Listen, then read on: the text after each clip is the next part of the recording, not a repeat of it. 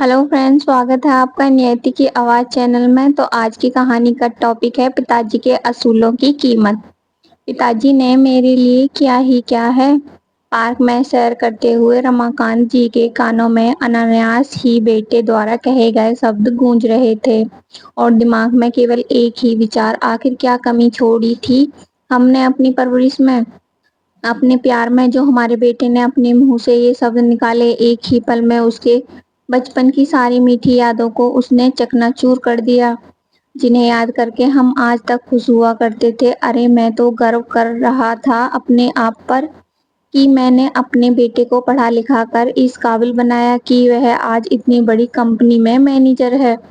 मुझे याद है उसके बचपन के आज भी वह दिन जब उसकी माँ उसके स्कूल जाने के लिए उसे तैयार करके रसोई घर में खाना बनाती थी और टिफिन पैक करती थी, और हमारा बेटा लेट ना हो जाए इसलिए मैं खुद उसको अपने हाथों से एक एक निवाला खिलाया करता था। कितना बहला फुसलाकर उसे हर तरह के बहकावे में लाकर खाना खिला दिया करता था, और जब वो खाना खा लेता था तब मैं अपनी जीत की खुशी में कितना मुस्कुराया करता था। कितना प्यार लुटाते थे हम अपने बेटे पर।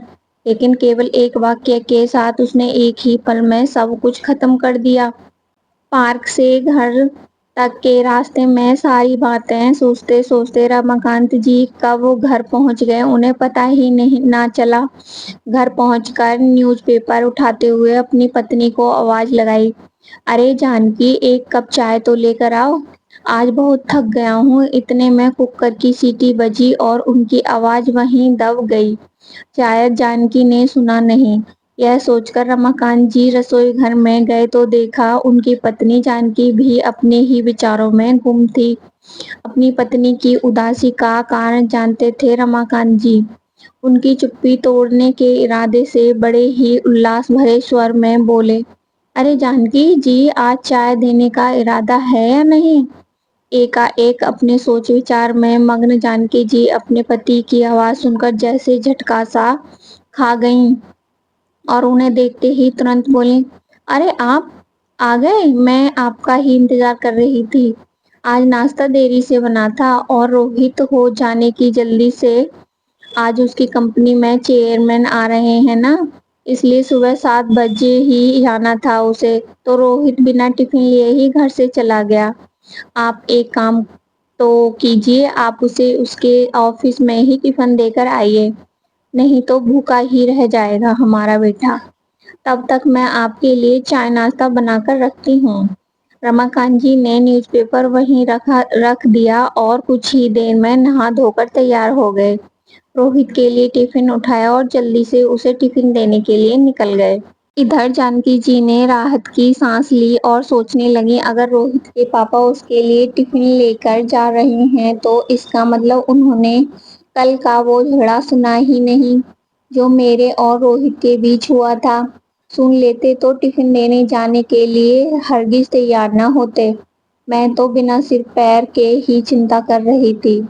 रोहित की तो हमेशा अपने पिताजी से एक ही शिकायत रहती है और हमेशा एक ही प्रश्न उसकी जुबान पर रहता है कि पिताजी ने क्या ही क्या है मेरे लिए। एक शिक्षक बन के कौन सा पहाड़ तोड़ लिया उन्होंने, अपने बेटे की छोटी छोटी ख्वाहिशों को भी पूरा नहीं कर सके। मेरा मित्र सोहन कितनी ऐशो आराम भरी जिंदगी जी रहा है। क्या बड़ा आलीशान बंगला बना कर दिया है उसके पिताजी ने उसे। और मेरा दूसरा मित्र विशाल, जिसके पिताजी बिजनेसमैन हैं, उसके पिता ने उसे बड़ी कार खरीद कर दी है। पिताजी की नौकरी में तो हम 2 कमरों के किराए के मकान में ही रह पाए, उनसे तो एक घर भी नहीं बनवा कर दिया गया। जानकी जी अपने पति के लिए बोली गई कोई भी गलत बात बिल्कुल भी बर्दाश्त नहीं करती थी। तुम अपने पिताजी पर इस तरह कैसे दोषारोपण कर सकते हो। तुम्हारी बहन की शादी का खर्च भी तो उन्होंने ही उठाया है। हालांकि तुमने नौकरी करनी शुरू कर दी थी, उन्होंने तुमसे एक पैसा तक नहीं लिया, अपनी मेहनत की कमाई से किया है उन्होंने सब। रोहित, तुम्हें ये भी मालूम है कि तुम्हारे पापा घर में बड़े हैं, 3 बहनों और 2 छोटे भाइयों की शादी का खर्च भी उन्होंने उठाया था और फिर गाँव की ज़मीन के विवाद का झंझट भी तो तेरे पिताजी ने ही। लेकिन माँ, इन सब का हमें क्या फ़ायदा हुआ? उनके जिन भाई-बहनों की आप बात कर रही हैं, उन सभी ने अपने और अपने बच्चों के लिए बड़े-बड़े मकान खड़े कर लिए हैं। उन्होंने कभी सोचा कि उनके जिस बड़े भाई ने उनके लिए इतने कष्ट उठाए, उसके एक छोटा-सा मकान भी नहीं बनाया? अपने बच्चों के लिए क्या उनका फर्ज नहीं बनता था कि अपने बड़े भाई को भी एक मकान बनवा कर दे दें? अपने पुत्र के मुंह से अपने पिता के लिए ऐसी अपमानजनक बातें सुनकर जानकी जी की आंखें भर आईं। सोचने लगीं कि क्या बताऊं अपने द्वारा ही जन्म दिए गए बेटे को। आजकल के बच्चे क्या जानेंगे अपने पिता के उसूलों और कर्तव्यों के बारे में। अपनी आँखों से आँसू पोंछते हुए बोली, बेटा, मैं तो केवल इतना जानती हूँ कि तुम्हारे पापा ने जीवन भर अपना कर्तव्य निभाया। अपने भाई-बहनों से कोई आशा नहीं रखी और ना ही उन्होंने कभी तुमसे कुछ माँगा है। इस पर रोहित बोला, ठीक है, पापा ने जो किया सो किया। लेकिन कम से कम जब हजारों बच्चों के ट्यूशन लेते थे तो उनसे तो फीस ले सकते थे ना। अगर उस समय उन्होंने अपने बच्चों के बारे में सोचा होता तो आज हमारा रहन-सहन भी मेरे मित्रों के जैसा होता। आजकल के शिक्षकों को देखो, बड़े-बड़े बंगले खड़े किए हुए हैं और शानदार गाड़ियों में घूमते हैं। तुम्हारी बात सही है बेटा, लेकिन तुम्हारे पापा के कुछ उसूल थे। उनके लिए ज्ञान प्रदान करने का महत्व व्यवसाय से कहीं बढ़कर था। उनके इन्हीं उसूलों के कारण वे दूर-दूर तक जाने जाते थे। कितनी प्रसिद्धि थी उन तुम्हारे पिताजी की, कितने पुरस्कार मिले उन्हें, कितनी इज्जत की जाती थी उनकी, लेकिन यह सब बातें तुम्हारी कल्पना से बाहर हैं। तुम यह सब नहीं समझोगे। इस पर रोहित नाराज होते हुए बोला, क्या चाटना है उन पुरस्कारों को माँ? ऐसे पुरस्कारों से घर नहीं बनते। वह सामने देखे पड़े हैं उनके पुरस्कार धूल खाते हुए। कोई नहीं पूछता ऐसे पुरस्कारों को आज के ज़माने में। और जिस इज्जत की आप बात कर रही हैं, क्या वह इज्जत हमें मकान बना कर देगी? इतने में दरवाजे पर दस्तक सुनाई दी। रोहित ने दरवाजा खोला तो सामने रमाकांत जी खड़े थे। देखते ही रोहित सकपका गया और सोचने लगा कि कहीं उसके पिताजी ने उसकी बातें सुन तो नहीं ली। हालांकि रमाकांत जी ने सब कुछ सुन लिया था, लेकिन वो कुछ बोले बिना ही अंदर चले गए और माँ बेटे की बहस वहीं पर समाप्त हो गई। यह था जानकी जी और रोहित का कल का झगड़ा, जिसको लेकर जानकी जी परेशान थीं। रमाकांत जी ने टिफिन को साइकिल पर लटकाया और तपती धूप में रोहित की कंपनी में जाने के लिए निकल पड़े। 7 किलोमीटर दूर कंपनी तक पहुंचते पहुंचते उनका दम फूल गया था। कंपनी के गेट पर सिक्योरिटी गार्ड ने उन्हें रोक लिया। तुम्हारे रोहित साहब का टिफिन देना है, अंदर जाऊं क्या? अभी नहीं, चेयरमैन साहब आए हुए हैं, गार्ड बोला। उनके साथ मीटिंग चल रही है, किसी भी क्षण वो मीटिंग खत्म कर आ सकते हैं। आप बाजू में ही रहिए। रमाकांत जी थोड़ी दूरी पर धूप में ही खड़े रहे। आसपास कहीं भी बैठने के लिए जगह नहीं थी। थोड़ी देर बोलते बोलते पूरा 1 घंटा बीत गया। खड़े खड़े पैरों में भी दर्द उठने लगा था, इसलिए रमाकांत जी वहीं गर्मी से तपते हुए एक पत्थर पर बैठने लगे। तभी गेट की आवाज आई, शायद मीटिंग खत्म हो गई होगी। चेयरमैन साहब के पीछे पीछे कई अधिकारी और उनके साथ रोहित भी बाहर आया। उसने अपने पिताजी को वहां खड़े देखा तो मन ही मन कुढ़ने लगा। सोचने लगा कि अगर टिफिन घर पर रह गया था तो क्या जरूरत थी लेकर आने की।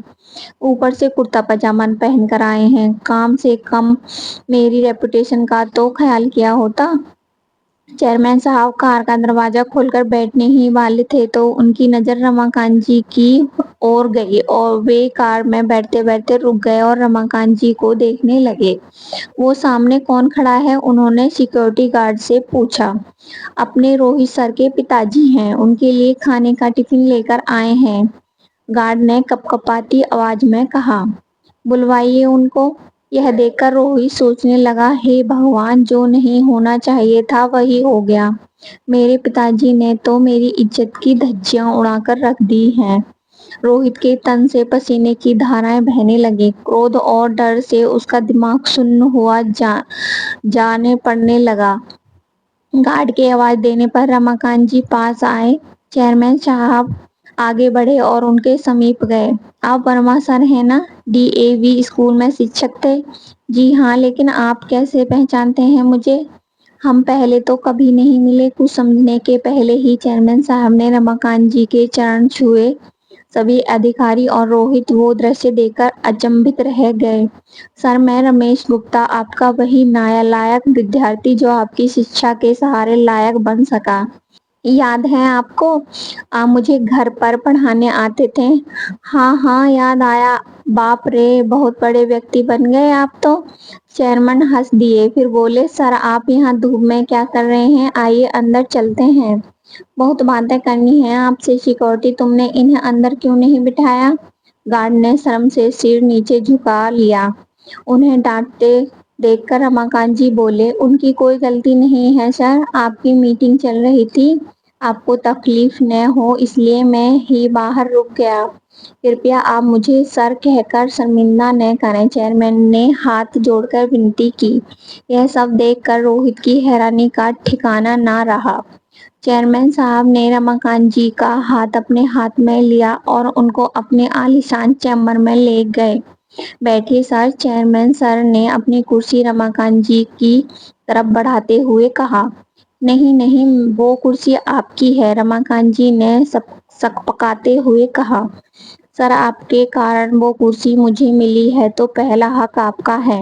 चेयरमैन साहब ने जबरदस्ती से उन्हें अपनी कुर्सी पर बिठाया। रोहित और चेयरमैन सर का असिस्टेंट दोनों इस दृश्य को बड़ी हैरानी से देख रहे थे।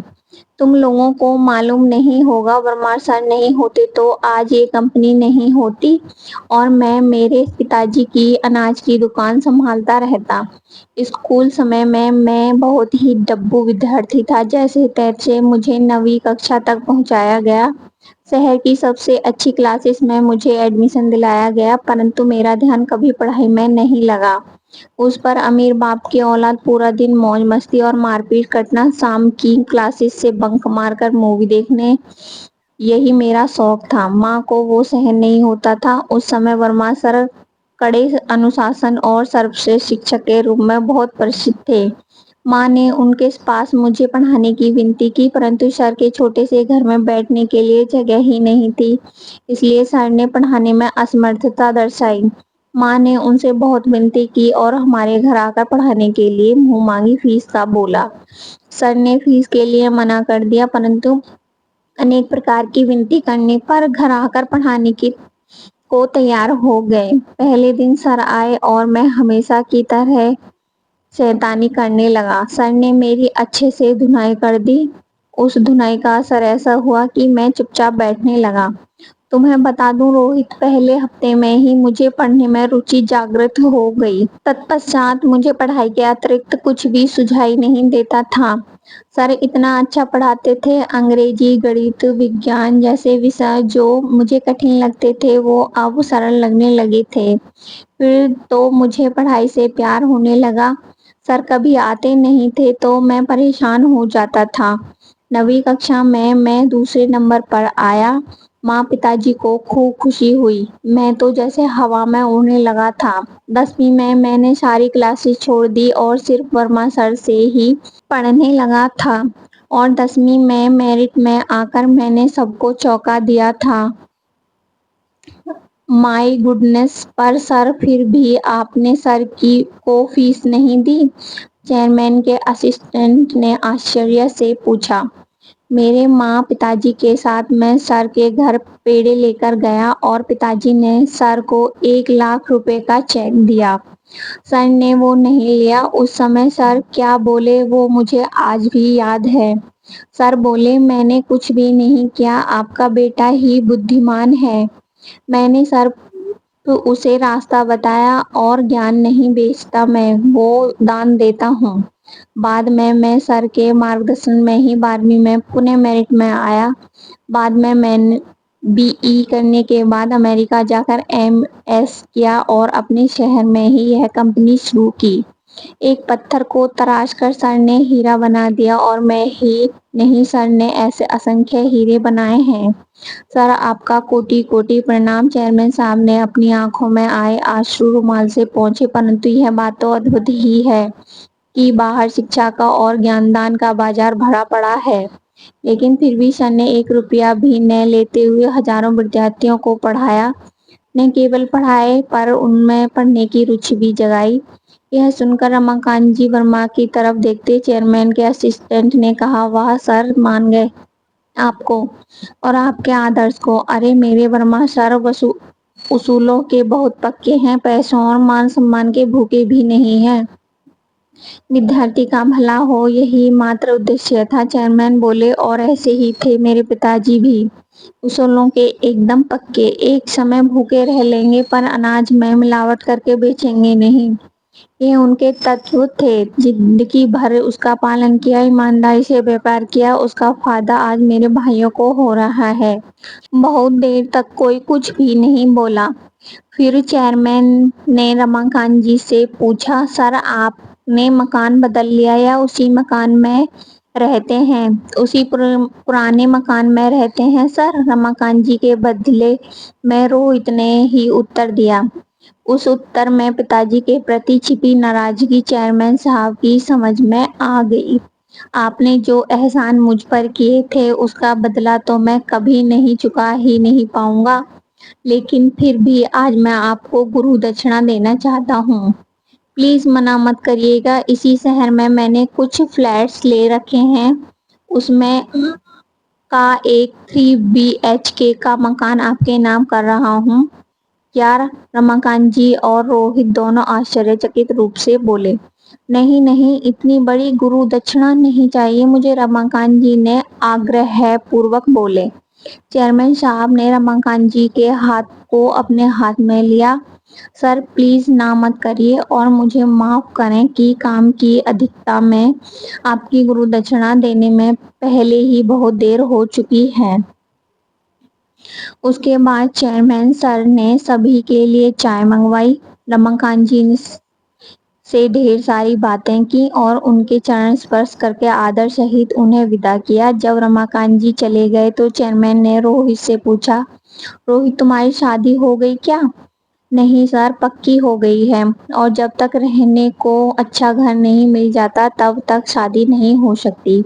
ऐसी शर्त मेरे ससुर जी ने रखी होने से अभी तक शादी की डेट फिक्स नहीं की, तो फिर हाल ही में बुक नहीं किया। चेयरमैन ने फोन उठाया और किसी से बात करने लगे। समाधान कारक चेहरे से फोन रखकर धीरे से बोले, अब चिंता की कोई बात नहीं है, तुम्हारे मैरिज गार्डन का काम हो गया है। हेरिटेज लॉन्स तो मालूम ही होगा सर, वो तो बहुत महंगा है। अरे तुझे कहाँ पैसे चुकाने हैं, सर के सारे विद्यार्थी सर के लिए कुछ भी कर सकते हैं। सर के बस एक आवाज देने की बात है, परंतु तत्वनिष्ठ हैं, वैसा करेंगे भी नहीं। इस लॉन्स का मालिक भी सर का विद्यार्थी है। उसे मैंने सिर्फ बताया, सिर्फ हाल ही नहीं, भोजन सहित संपूर्ण शादी का खर्चा भी उठाने की जिम्मेदारी ली है उसने, वह भी स्वयं खुशी से। तुम केवल तारीख बताओ।